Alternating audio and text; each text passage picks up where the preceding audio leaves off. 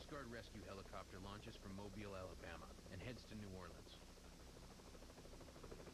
Mission Commander Tony Brogan and his co-pilot Chris Holbeck have come in from Miami. Right before takeoff, they met their Alabama-based flight crew for the first time. Flight mechanic Rick Vige and rescue swimmer Jeff Tunks.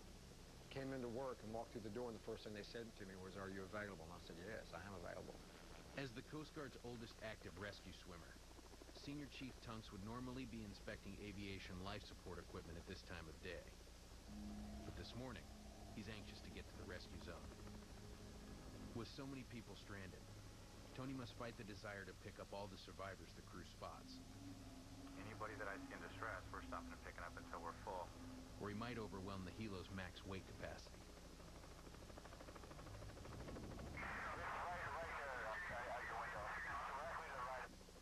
This is the team's first mission together, and it's something they've never trained for, an urban rescue. They will have to navigate between high-tension power lines and be on the constant lookout for other aircraft.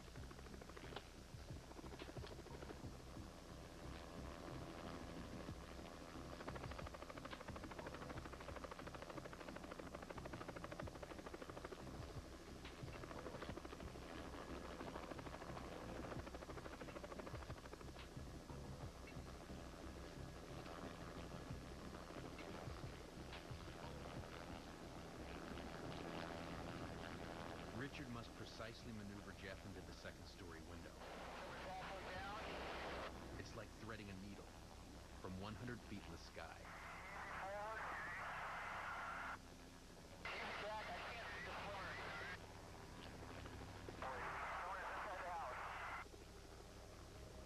Inside the house, Jeff finds a brother and sister who have been stranded on the second story for days.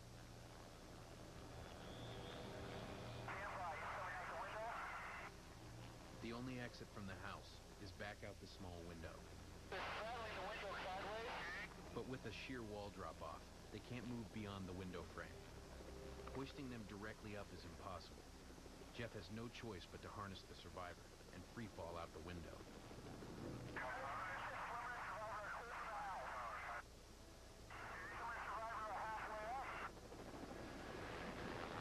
Richard tries to control the swing as swimmer and survivor sway between buildings.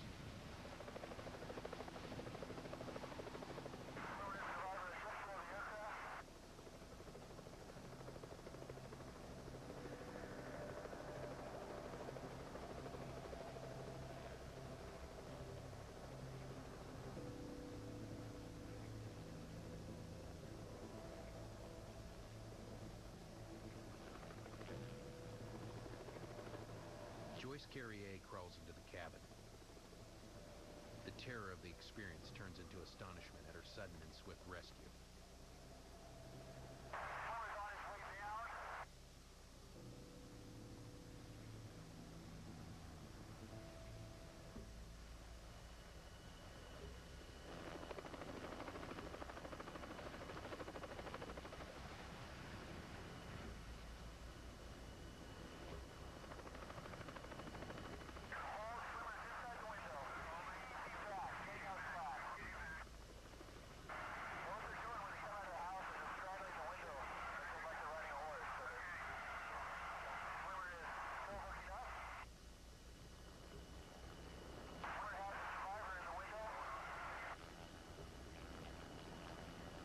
Jeff and Joyce's brother fall toward the toxic water.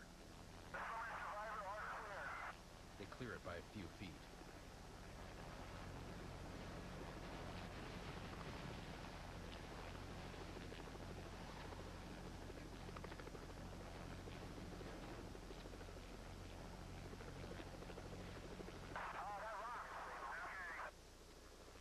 Survivor Felton Lowe joins his sister inside the safety of the cabin.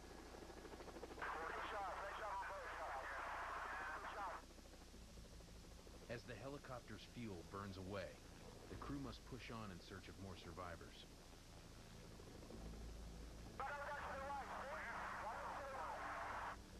Jeff spots something sticking out of a hole in a roof.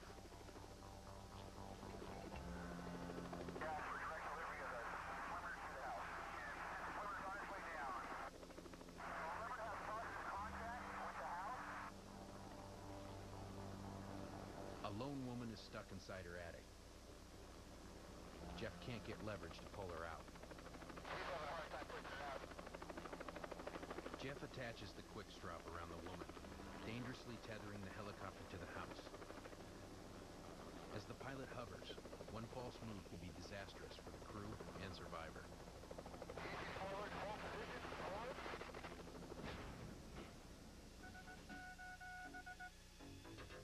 SOS Coast Guard Rescue, presented by the new Sprint. Sprint. Yes, you can. Rescue swimmer Jeff fits the quick strap around the only survivor in the house and attempts to lift her to the roof. Trapped for days, the woman has little strength to lift herself out of the hole.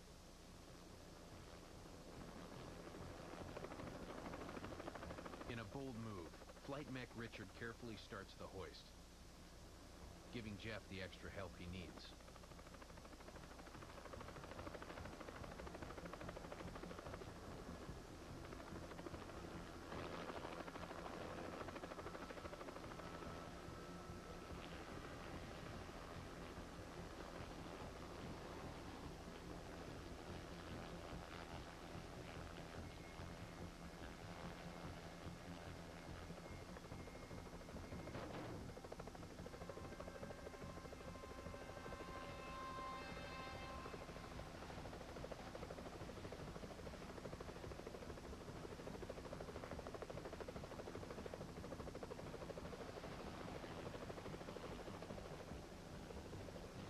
Keeps moving, looking for signs of life. Two women on a balcony of an apartment complex wave them down.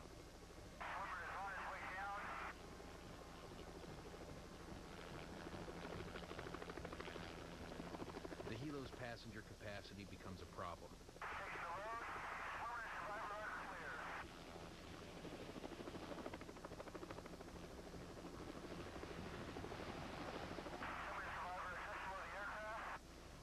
Calculating the weight now on board, and the weight of the remaining fuel, the crew realizes they can carry only one more passenger.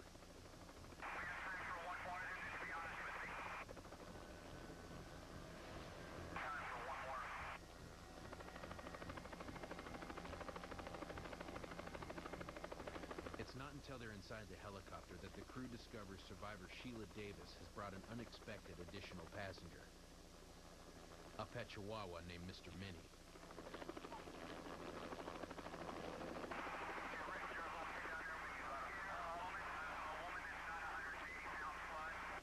With time and cabin capacity nearing the breaking point, they send Jeff down for Sheila's friend. The safe outcome of the mission hinges on their ability to quickly complete the last hoist.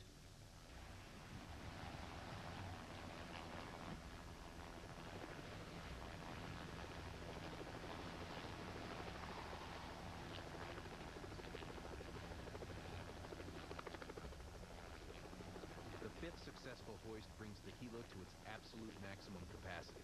Survivor Muriel Reed will have to be the last rescue of the mission.